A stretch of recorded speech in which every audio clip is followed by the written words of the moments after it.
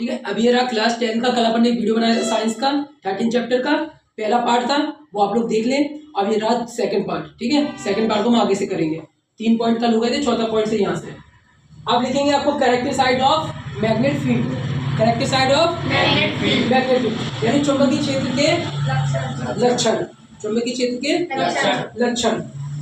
तो आप आगे चीज जाने क्या लिखा है इसमें, पहला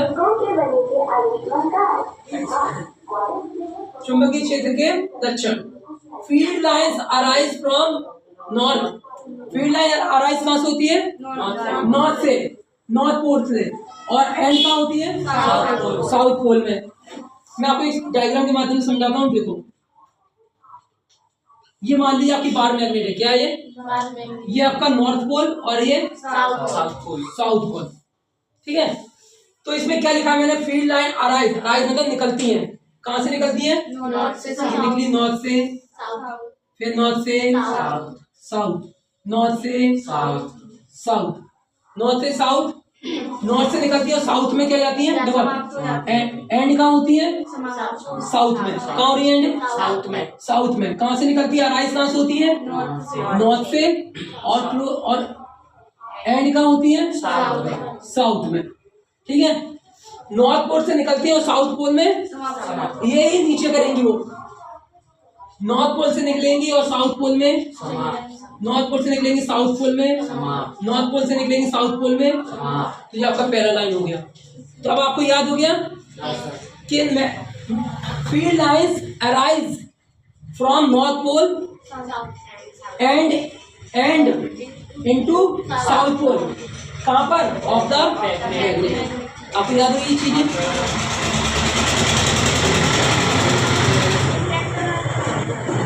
देखिए चुंबकीय क्षेत्र रेखा है, उत्तरी ध्रुव से निकलती है और दक्षिणी ध्रुव पर समाप्त होती है।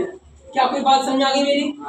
चुंबकीय क्षेत्र रेखा कहाँ से निकलती है, उत्तरी ध्रुव से निकलती है और दक्षिणी ध्रुव पर यह इसका पहला पॉइंट हो गया। अब इसका दूसरा पॉइंट देखो, field lines are close curves. क्या होती है, ये जितनी भी रेखाएं होती है कैसी होती है, कर्व होती है, स्ट्रेट नहीं होती, कैसी होती है, कर्व है। और कर्व में भी कैसी है, क्लोज है, कैसी है, क्लोज है, तो क्लोज है। तो आपको समझ आएगा फील्ड लाइन कैसी होती है।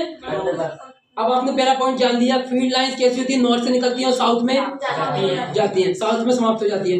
नॉर्थ से निकलती है साउथ में, और क्षेत्रीय रेखा कैसी होती है, बंद वक्र होती है।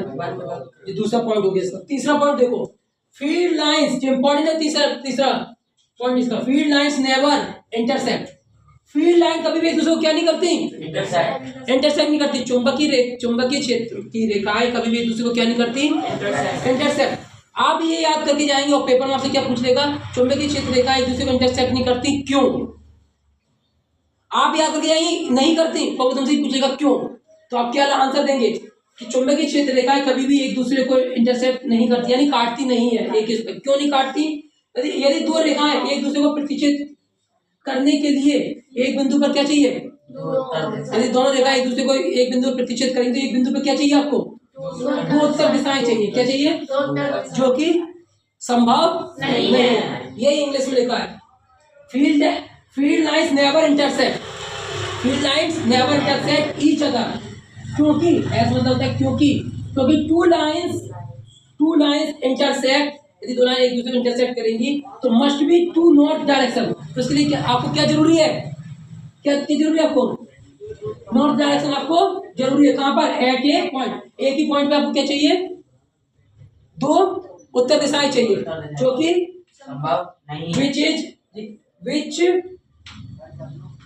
विच इज नॉट पॉसिबल, जो कि पॉसिबल नहीं है। ठीक है। आप देखो direction of field lines, direction of field line inside मतलब अंदर, चुंबकीय क्षेत्र के अंदर। कहां पर, अंदर। Direction of field lines inside मतलब चुंबकीय क्षेत्र के अंदर। देखा है इनसाइड ए मैग्नेट, कैसी होती है ये, south to north, south to north, south to north. समझ में आ गया? हमने क्या क्या सीख लिया अभी? हमने सीखा चुंबकीय क्षेत्र रेखा, पहले हमने बाहरी वाला जाना, बाहर में चुंबकीय क्षेत्र रेखा कैसी होती है? पहले चुंबकीय क्षेत्र रेखा कहाँ से निकलती है? नॉर्थ से निकलती है, साउथ में समाप्त हो जाती है। ये सब कहाँ हो रहा है? चुंबक के बाहर, आउटसाइड में हो रहा है। और फिर क्या होता है? ये रेखा कैसी होती है? चुंबकीय क्षेत्र रेखा कैसी होती है? वक्र होती है। और कैसी होती है? वक्र में क्लोज होती है, बंद होती है। तीसरा हमने जाना, ये कभी भी एक दूसरे को इंटरसेप्ट एक दूसरे को कभी भी एक रेखा पर एक पॉइंट पे नहीं काट सकती। क्यों? और एक दूसरे एक लाइन पे काटेंगे तब एक लाइन पे हमें क्या चाहिए? दो उत्तर दिशाएं चाहिए, जो कि पॉसिबल नहीं है। चौथा लाइन क्या लिखा हमने? Direction of field line inside, direction of field line inside यानी चुंबकीय क्षेत्र रेखाएं कहाँ? डायरेक्शन ऑफ फील्ड लाइन यानी चुंबकीय दिशाएं की रेखाएं मैग्नेट के अंदर कैसी होंगी? कहां से निकलेंगी? South to north. और कैसे होंगी? स्ट्रेट। कैसे होंगी? स्ट्रेट। जी जान लिया हमने। अब पांचवा देखो, there relative strength of magnetic field show by degree of closeness of field lines. इसका मतलब क्या होगा? देखो ये रेखाएं जितनी भी क्लोज होंगी, क्या होंगी? दो जितनी चुंबकीय क्षेत्र के बगल में होंगी, जितने किसके चुंबक के बगल में होगी, माना एक पॉइंट है ये, जितने भी से क्लोज होंगी तो कैसी होंगी? ये स्ट्रांग होंगी। कैसे होंगी? जैसे जैसे ये दूर होती जाएंगी, क्या होती जाएंगी? वीक। क्या होती जाएंगी? तो इसी को इस माध्यम में लिखा है उन्होंने, द रिलेटिव, जैसे आपकी बुक में लिखा है, द रिलेटिव स्ट्रेंथ मतलब ताकत of a magnetic field shown by degree closeness of field lines. समझ आ गया? इसका मतलब यही है, चुंबकीय क्षेत्र रेखा की सापेक्ष शक्ति को क्षेत्र रेखाओं की निकटता की डिग्री से दर्शाया जाता है। आई होप कि आपको एक क्वेश्चन समझ में आ गया होगा। अब मैं इसका थोड़ा सा आप लोग यहाँ पर देख, थोड़ा सा मुझे बताना, रफ कर दूं मैं इसको पूरी रफ कर दूंगा, ठीक है ना? ये इंपॉर्टेंट चीज है आपकी, अब देखना आप।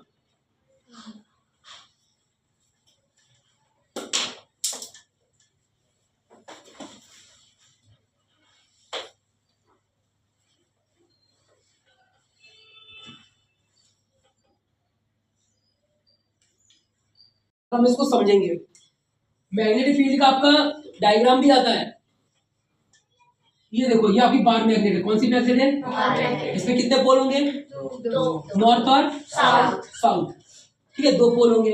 हमने चीज जाना, एक बार मैग्नेट ली हमने, उसके नॉर्थ और दो पोल होते हैं। ठीक है, आप देखेंगे चुंबकीय क्षेत्र रेखाएं कहाँ से निकलती, कहाँ से राइज होती है? नॉर्थ से साउथ, नॉर्थ से साउथ, नॉर्थ से साउथ, और फिर ऐसे नीचे भी होंगे, इधर भी नॉर्थ से साउथ,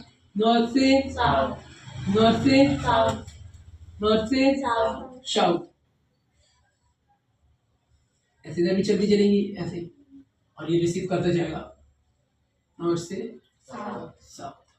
यहाँ से निकल रही है और यहाँ से निकल रही है, ये होती जाएगी, और ये यहाँ से जाएंगी और फिर इसमें। समझ में आ गया? आपको पता चल गया चुंबकीय रेखाएं जो अराइज होती हैं, शॉर्ट पॉइंट बना ले, आपको शॉर्ट पॉइंट बना ले। अराइज होती है कहाँ से होती है? अराइज नॉर्थ से साउथ। पहला पॉइंट हमने ये याद किया। ठीक है, दूसरा पॉइंट हमारा क्या हुआ? चुंबकीय क्षेत्र रेखाएं कैसी होती है? कैसी है? कर्वेड। कैसी होती है? जो आपकी ये मैग्नेट फील्ड होती है, जो लाइंस होती हैं, ये लाइंस होती है, जो लाइंस पहले अराइज कहाँ से होती है? नॉर्थ से साउथ। और लाइंस कैसे होती है? कर्वेड होती है। कैसे होती है? कर्व्स होती है, कर्वेड होती है। और कर्वेड में कैसी होती है? क्लोज। कैसी होती है? तो उसको हम बोलेंगे क्लोज कर्वेड। दूसरा पॉइंट ये हो गया, कैसे होती है? Close curved. तीसरा पॉइंट, ये कभी भी एक दूसरे को क्या नहीं करेंगी? इंटरसेक्ट नहीं करेंगे, क्योंकि ऐसे जाएंगे, मान लीजिए ऐसे आ जाएगी, इधर से आए उधर से आए, मान लीजिए इधर से निकल रही है और इधर से ये ऐसे आ जाए, तो एक दूसरे को कभी भी इंटरसेक्ट करेंगे ना। जो इधर मान इंटरसेक्ट कर दिए यहाँ पर, तो यहाँ पर कितने तुरंत क्या बन जाएंगे? दो पोल बन जाएंगे। क्या बन जाएंगे? नॉर्थ। क्या हो जाएंगे? डायरेक्शन नॉर्थ, जो कि पॉसिबल नहीं है। एक लाइन में सिर्फ दो ही पोल। जब जितने भी आप चुंबक ले लो, मान लो आपने एक चुंबक ली, यदि आप इसको ब्रेक डाउन करेंगे, चुंबक को तोड़ते चले, कितना भी तोड़ लिया, हमेशा जितने भी बार तोड़ोगे, ये तोड़ दिए, जितनी बार आप तोड़ेंगे पोल बनते जाएंगे, नॉर्थ साउथ। ठीक है, कभी भी ये नहीं होगा कि नॉर्थ। जो कि पॉसिबल नहीं है। इसलिए एक दूसरे को कभी भी चुंबकीय क्षेत्र एक दूसरे को प्रतिच्छेद नहीं करेंगे, क्योंकि यदि एक दूसरे को प्रतिच्छेद करेंगे एक दिशा पर क्या एक ही पॉइंट पे क्या होनी चाहिए, दो उत्तर दिशाएं होनी चाहिए, जो कि पॉसिबल नहीं है। जी आपका आंसर हो गया। नेवर क्या लिखेंगे इधर, नेवर इंटरसेक्ट, क्या नहीं करेंगे, कभी भी एक दूसरे क्या नहीं करेंगी, नेवर इंटरसेक्ट। चौथा पॉइंट देखो, चौथा पॉइंट देखिए, चौथा पॉइंट ये क्या कह रहा है, इनसाइड।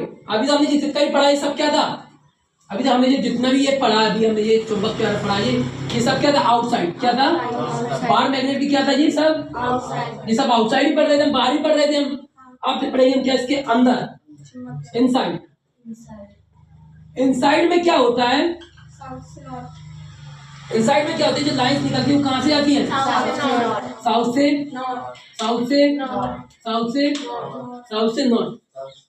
तो इनसाइड में जो अराइज होती है, जो निकलती है, कैसे निकलती है, ये साउथ से नॉर्थ, साउथ से नॉर्थ। और कैसी होती है, और साइज कैसा होता है इनका, उनकी साइज की बात करते कैसा होगा, स्ट्रेट। कैसा होगा, स्ट्रेट। ये बात भी समझ में आ गई। इसमें कैसा होता था, कैसा होता था इनका क्लोज का बेट, इसमें कैसा होता है, स्ट्रेट।